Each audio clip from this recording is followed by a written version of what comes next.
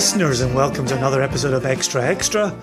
I am Jason Johnston Yellen, your White Walker. Some people have suggested Whiskey Wizard. And this is Joshua Hatton, Whiskey Cherub. The cutest, maybe not the roundest. That's not what I want to say, Joshua. Thank you. That's not what I want to say. Good. But let's just stop at the cutest. There you go. The cutest Whiskey Cherub around. I do like the Whiskey Wizard. I think that might be fitting. Either that or the Whiskey Colonel. You know, if you wear one of those Southern ties, you could sell fried chicken and whiskey all at the same time. Thank you. White Walker might be too much. Might be a little too cruel, some people have found. All right. There's a cruelty there. Oh, okay. All right. Whiskey Wizard it is. There you go. The Whiskey Wizard. So each episode of Extra Extra, Joshua and I bring a news article, a whiskey-related news article, to the attention of the other. We spend the first half of the episode reading through it, occasionally editorializing, and then we spend the second half of the episode having a little whiskey chat between the two of us, and then we get out of here after a tight 30, a tight 35. We have been known to go a minute or two over that, but we do try to get in, get it said, and get out. So with that said, Joshua, what are you bringing to my attention and the dear listeners' attention this week? I like to say in and out like a knife wound, right? It's, you're talking to somebody who grew up near Glasgow. We don't like to talk about knife wounds. I got this article in my mail through the Mark Brown newsletter. We have made a reference to this before. And so that email contains many articles. And this one is from Fortune.com.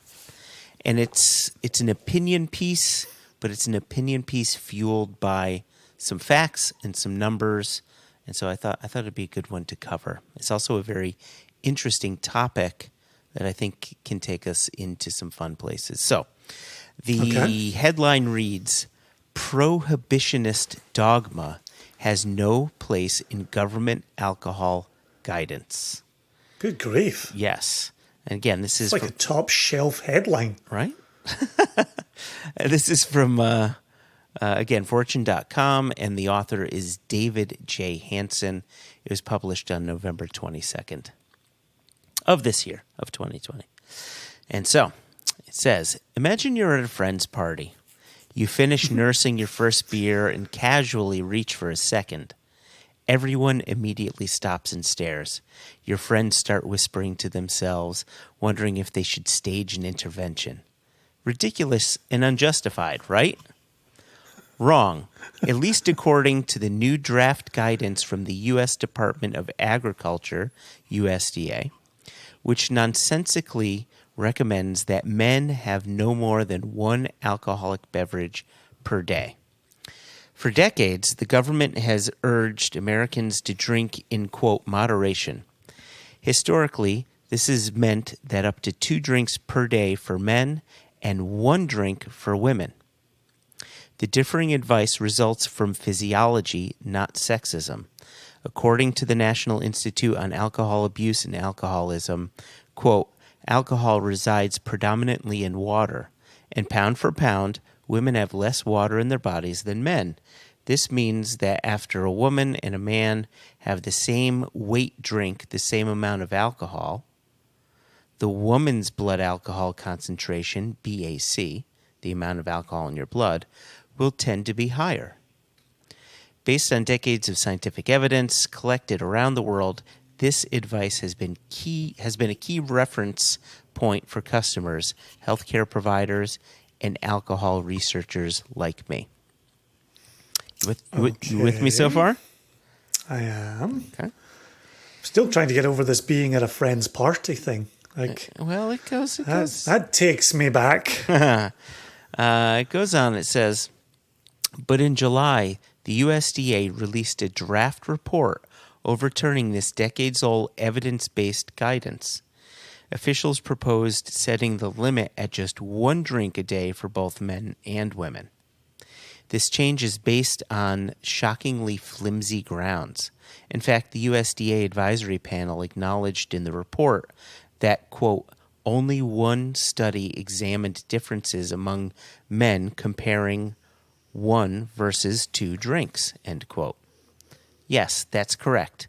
The panel is relying on just one study to radically change the U.S. government's 30-year guidance on moderate drinking for men.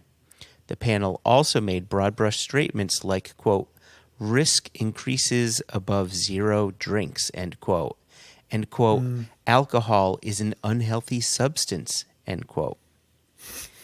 That kind of moralizing would gladden the hearts of 19th century prohibitionists, but has no place in modern evidence-based dietary guidelines. Alcohol use disorders among men have declined over 30% between 2009 and 2019, according to the National Survey on Drug Use and Health. It's telling that the advisory panel describes its proposal as, quote, aspirational, which is to say not science-based, nor is it realistic. Who but a prohibitionist would consider having more than 1 drink per day to be alcohol abuse? This is where, I mean, the whole thing's been kind of interesting up to this point, very interesting up to this point, but here's where it takes a very interesting turn. So David goes on and says, this change is not merely academic. It'll have significant real-world consequences. Healthcare practitioners refer to dietary guidance when conducting screening and brief interventions for their patients' alcohol consumption. We can't seriously expect physicians to have meaningful discussions about alcohol abuse if the threshold for concern is having a couple of beers at game night or more than 1 glass of wine at a dinner party. Of course, alcohol abuse is a serious problem for some people, and impaired driving remains a major issue. However, the vast majority of adults who drink do so in moderation. Providing evidence-based guidance to inform their drinking is critical. And then finally, the proposal to redefine, quote, moderate, end quote, drinking for men is not supported by the latest research or scientific evidence. Government guidance on alcohol consumption lacks credibility and will be widely ridiculed and disregarded, undercutting the effectiveness of the USDA's official dietary guidelines. And then finally, just a little side note to who David J. Hansen is. I was going to ask you this at the start of the second half. David J. Hansen. Preempted me. Yeah, there you go. He's a professor emeritus of sociology at the State University of New York at Potsdam. Or is it Potsdam? I don't know. He is specialized in alcohol research throughout his career. There you go. Oh, that was a quickie. We were through the reading of that quite quickly. We were, as I just said a second ago. Was it quick? Well, usually you interrupt me or I interrupt you, but in a way I like that there was zero interruption. This is a very different story than any other we've covered in the past. And you don't think this story is similar to the one we covered out of the UK, where they were talking about alcohol allowances and how to measure them? No, because it had specifically to do with label guidelines, and we don't. Yes, yeah, right. Yeah. And this is a U.S. based, right? It's the USDA, right? So it's having different implications. And one of them, and I think that this is really good, is healthcare practitioners. They're not experts in alcohol, right? Just like, for instance, you go to a doctor, and your doctor says, "Oof, you're vegetarian. You should start eating fish because you need such and such." Vitamin. You should start eating this because you need such and such vitamin. You need your omega-3s. Right, your omega-3s. And the fact of the matter is, most general practitioners are not nutritionalists. They take their information on very basic guidelines to deliver advice to their... Jesus Christ, I can't think of words. To deliver advice to their patients. And so because they are not the experts in this article is suggesting experts should be the ones who are informing any decision the USDA should be making. So before we get out of the first part here, and all we're doing is setting the table for the second part. Yeah. In that article, it mentions the USDA for the last 30 years has recommended men have no more than 2 alcoholic drinks a day. Did you know that? I didn't. Right? That sounds like, oh, well, yeah, I guess that makes sense. But there has to be a difference between having your 2 daily rounds of alcohol 7 days a week, and then maybe not even drinking in your own house, but then going to a party, a dinner party, what have you, a pub, and having more than your daily allowance, but still less than your weekly allowance. Mm-hmm. And it's interesting to hear, well, okay, we're not going to recommend 2 daily drinks anymore. It's going to be 1. Okay, so I've gone from 14 a week to 7 a week. It's cutting everything completely in half. And I want to get to this after the break. So why don't we, It's a bit early. I understand that. Hopefully our listeners are okay with an earlier break to the second segment.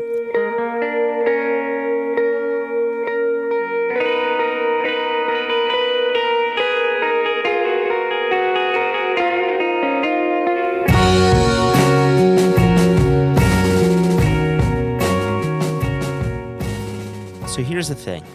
Men now, instead of having that allowance of 2 drinks per day or 14 drinks per week, our drinking, at least as far as the suggested guideline, they're looking to change it by 50%, a 50% reduction overall.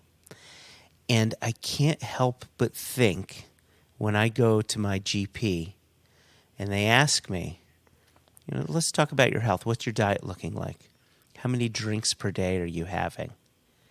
Should that change? Should those guidelines change? I mean, typically speaking, I would be having a drink a day or maybe 2 drinks a day. Well, quite often these days I'm having no drinks per day, but on average I would have a drink, maybe 2. But if I started saying 2, maybe 3, is my GP going to say you should really be thinking about help because here are these new guidelines? But you're not really telling them the truth anyway. I am telling them the truth. Why aren't you? No. Wait, why wouldn't you tell your doctor the truth? Because then they'll send me for a liver ultrasound again. Which you passed with flying colors. I think it's important to be truthful with your doctor. I just don't think that's correct. I don't think that's correct. I think you absolutely have to tell your doctor what they want to hear. I think that's a non-controversial point. Wow, you're taking this second part of the segment to a whole new area. Look, on that paperwork, am I going to write 35 drinks a week, or am I going to fudge that a little bit to get a bit closer to the number they want to see? Well, it's you, so I guess you're going to lie, but I'm gonna tell the truth because I think it's all bullshit anyway. Right. And I'm going to back this up a little bit because you had asked me as we were going into this, did you know that it was a 2-drink maximum per day, that was the suggested amount? And I didn't, but I do know what common sense is, right? Like I know how much drink I should be or should not be having. I know where my limit is, and I've never got myself to dangerous areas. Sure, I've gotten drunk. It's happened many times. We've all been there. We've all done that. But your general day-to-day, I'm just going by what I feel is right. But there are reasons to have these guidelines because not everybody has that understanding of what is right for them. There are people whose addictive personalities lean toward alcohol being the thing to be addicted to, right? But that's the interesting thing about how the article started. Yeah. Imagine being at a friend's party. You've finished a beer. You're reaching for a second. People are looking at you. You're thinking, are they preparing for an intervention, right? See if you're a Scotsman and you move to the United States. That's exactly what you live anywhere you go, which, like, one beer gets you in the front door. Like, that's just how things start. Yeah. And then you go from there. And so it was interesting in my early days of being over here with my wife, and as people heard on One Nation Under Whiskey, my wife doesn't drink alcohol. It just doesn't agree with her. She doesn't like any aspect of it. I could argue it doesn't agree with me either, but I persevere. So there's, so it was twofold for me coming over here. Number one, I've changed cultures. That's a big one. But now I've also got somebody who doesn't drink looking at every single drink. And so I have spent 20 years thinking about my drinking, thinking about the culture I came from, having a look at, are we reckless in Scotland? The answer is yes. Are we also social, right? Are we harming ourselves? That's the downside, right? This beverage that you and I love, that we are professionally and personally dedicated to, is bad for us. If you let it run away with you, bad things will happen to you. You have to have a sense of moderation if you're going to pull off what you and I do personally and professionally with whiskey, with rum, with mezcal, with sherry. And so, I had an episode, that makes it sound much more serious than it was. I had a moment the other week where, I was in my house, if you can believe that, during lockdown. And I thought, I just fancy having the taste of whiskey on my tongue right now, right? I just wanted the taste of it, just like you might crave a cup of coffee, or you might crave, a soda. Also not good for you. I had that little kind of, wouldn't it be nice to have that flavour? And I thought, but it's alcohol. I can't just go and do that. I have to do this within set boundaries. Wow. There has to be an accepted time of day to do this. There has to be an accepted quantity to pour. And I know that if I do that first one, well, I probably shouldn't do a second or a third until, much later, or even the next day. And so that's the way in which this culture has started to impact upon me. And I am trying to think carefully about it. I also, as I told you previously, I did a tasting with the malt nuts where we went through 14 different Lechigs, got very little sleep, and then went to the doctor the next morning for an annual checkup that included blood work. And I failed miserably. And that's what led to the liver ultrasound. 2 weeks go by, Jason hasn't drunk anything, he's exercising, and I passed my liver ultrasound with flying colours. But it's that type of game, and I've talked to you about this before, and I might have even said it on one of our podcasts. If I'm drinking of a day, I'm not tasting of a day. And if I'm tasting of a day, I'm not drinking of a day. I'm not doing both pro-level tasting and pro-level drinking of a day. Yeah. Right? There has to be a way in which you temper the amount of alcohol coming into you. And then the other part that you and I talk about are the size of the pours. When you and I are doing cask selections, we're not using a full ounce to do that. Gosh. And if we're going through 5, 6, 10, 12 samples, we're nosing everything first and rejecting, so that we're not putting all of that through our liver to make cask purchases. But then if we're drinking, I'm never pouring a full ounce of a cask strength, unless it's going to be but lying to the doctor, unless I'm sitting down to watch a movie with my wife and I need a pour to get me through that hour and a half, 2 hours, then I might put an ounce. I might put an ounce and a half into a glass, and I'll sit and I'll savor it over the duration of the movie. But I'm not pounding after 30 minutes and moving on to another same size pour. Interesting. Yeah, you and I have very different approaches. I have no issues of time get in the way of when I want to taste something. And the fact of the matter is, I mostly want to be tasting things. That thing that you said before is I'd really like to have a little taste of whiskey on my tongue. I'm doing that somewhat often. I just want a little bit. Just, what's that like? What's that like? I do it with beer too. Like right now during this conversation, I could really go for the new Sierra Nevada Celebration because the 2020 is fantastic. But I know I'll open it, I'll have a couple of sips, and then I'm done. Like I'm not interested in finishing that beer. It's just my tongue is looking for that flavor. But yeah. I want to pull away from us personally here for a second. And I want to see if we can go down the path of what if this goes through?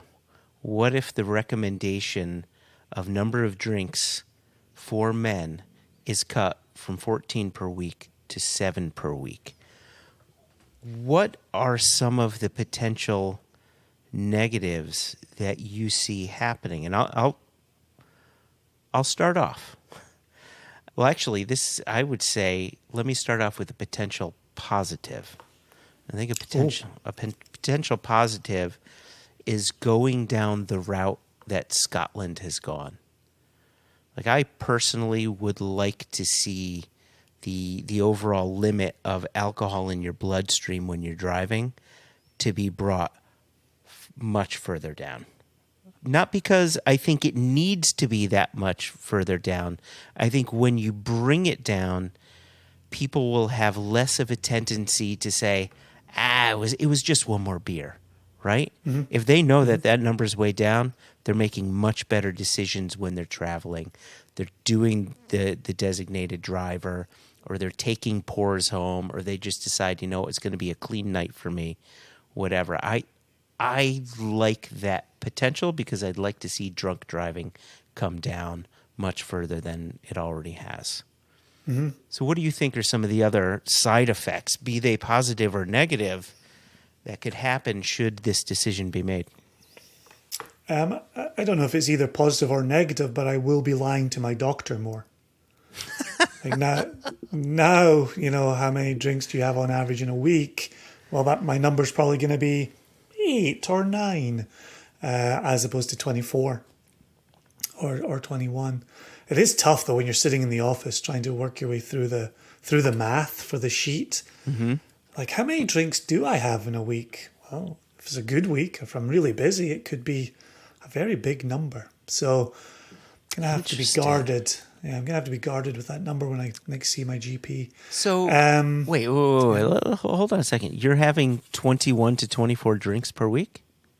Sometimes 40. Wow. You wouldn't have 40? If you and I have a busy week, we can get up to 40.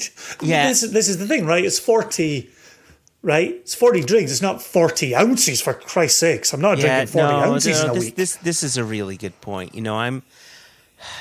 My current thinking is going against what life looks like now. And the fact of the matter is, what life looks like now is not what life has looked like for the first 46 years that I've lived. And so, yeah, if we're on a business trip, we're having a couple beers, we're having some whiskey, and then the next day comes, and then the next day, and yeah, it adds up. And during that time, at no point in time are we getting pissed drunk. We're just living our day. Yeah. We're this is the blessing and the curse of the booze professional. Yeah. Right? You drink all day, you go to sleep just fine, 100% compos mentis, then you wake up the next morning feeling great, and you start the day all over again. You just do the same thing all over again. It's that's the weight that I have lost during lockdown is all alcohol weight, all of it. Because as you're kind of alluding to here, yeah, I'm drinking a lot less. But that's why I've got a new realm to be careful in, right? That having a taste, it's all around me, right? It's all around me every day, all day. It would be really easy to taste this, taste that, taste this, and go on and go on and go on. But instead, it's trying to show some control. But back to your question, the move from 2 down to 1, aside from your doctor telling you that you need to be more careful, and I agree with you, the potential for drunk driving or drink driving, as we enjoy calling it, right. Drink driving in the United Kingdom. Is anyone paying attention? Right? Is it going to change anything? Like, you ask people to wear a mask and don't go near bars during COVID. Has it made a difference? Right? You tell people, hey, how about instead of 2 a day, just 1 a day? Anybody really paying attention? That's why I asked you my question about, did you know that it was 3 decades of being established as 2 a day? No, did not know that. So does it make a difference? I'd be more concerned on where it will make a difference that you and I haven't even thought about. Yeah. That would be my concern. Is how is this taken advantage of? And as we are talking about increasing sales of alcohol, and we are talking about, and during lockdown, more people dabbling in the world of alcohol. You know, you and I have talked about being careful on one end of the spectrum, and this was the conversation I used to have with Tamara. For us in Scotland, problem drinking is when you need a drink to fall asleep, and you need a drink to wake up, and you need a drink to get you through your day. You know, and she would always kind of look at me, you know, sideways whenever I said that, because over here, that is 100% full-blown alcoholism. And for us in Scotland, that's the point at which you want to take your mate aside and say, you know, you might want to rein this in a little bit. I'm a little worried about you when I see this. Yeah. And so that to me is, so long as I'm not there. And that's why, you know, getting to that point during daytime where I'm thinking, I could just use the taste on my tongue. I'm a little more hesitant because I'm wondering what else that suggests. Yeah. Right? A little taste of alcohol to get you through the day. However, that's where I always scratch my head when people say, oh, I can't function without coffee. Oh, if I don't even talk to me until I've had my first coffee, right? You could put alcohol in there quite easily, right? And you would very quickly say to the person, you might have a problem, right? But it's coffee, right? You're not allowed to say that about coffee, but I do wonder about those same kind of, that personality, that dependency, where, you know, is the coffee really waking the person up, or is it just part of their morning routine? So there's a numbing through alcohol of one's brain and of the pain one experiences. That if alcohol is being used to numb, look, it doesn't make a fucking hill of beans difference if we're talking about a recommendation of 1 spirit, 1 alcoholic beverage a day, or 2 a day. If you need alcohol to numb the pain, you have a very serious problem that you need to seek out help for. Yep. 1 drink a day, 2 drinks a day. What are we really talking about? I don't disagree with you there. I do have a general sort of overarching concern of general practitioners taking this new information and giving recommendations based on something that based on a new guideline that was developed without any evidence, without science behind it. That makes me nervous. And what makes me nervous ties back to what you said. It's what we don't know. Like, we don't know what that will have, what sort of effect that will have from a doctor's perspective, or if you have to go into a hospital for something, and they have to change their guidelines because of this. You go into surgery, like, we don't know what decisions will be made off the back of this potential change to the guidelines, and that's got me a little nervous. Yeah. Given the culture in which we live, the science-free aspect of this is very concerning. I'll tell you this very quickly, and then we'll get out of here. We'll be within our window. Round about the time of my dad's death, I had a real problem with my foot, and I couldn't put any weight on it, and it just felt really tight all the time. I remember, yeah. Right, and I was over in Scotland at the time, and I put up with it for a few days, and it only got worse and worse. I then, stayed in Scotland for my dad's funeral, my dad's cremation, and then ultimately flew back here. Over the course of another couple of weeks, foot, great pain. I go to my doctor, who I like a whole lot. He's a good lad, and we have a very good relationship. And I explained my symptoms to him. First word out of his mouth was, "It's probably gout." And the first words out of my mouth were, "Fuck you." Because because of the industry we're in, and he knows the industry I'm in, he immediately went to gout. Yeah. And I was like, "I can tell you right now, it is not gout. I know that for a fact." He said, "Okay, Jason, let me run some tests." So he runs the tests. He calls me up. "It's not gout." I said, "I know it's not gout." He said, let me send you for this test and this x-ray, and let me send you to this foot specialist, and let me do this and this and this. I spent 30 days being tested on, and they finally came to the conclusion there was absolutely nothing wrong with my foot. Nothing was wrong with my foot. The pain just went away. I carried on about my business. It's never hurt since. The fact that he went straight to gout, I think, speaks to what you're talking about with these changing parameters. Perfect. Exactly. Yep. Okay. On that note, my whiskey cherub friend, we will wrap this up. Thanks for bringing the article to our attention. We will all be careful when we see our GPs. We will consider what we put on the paperwork. If anybody wants to reach out to us, you can still get us at questions@onenationunderwhiskey.com. No E in whiskey. Otherwise, the Whiskey Cherub and the Whiskey Wizard will be back next time. Cheers. Cheers.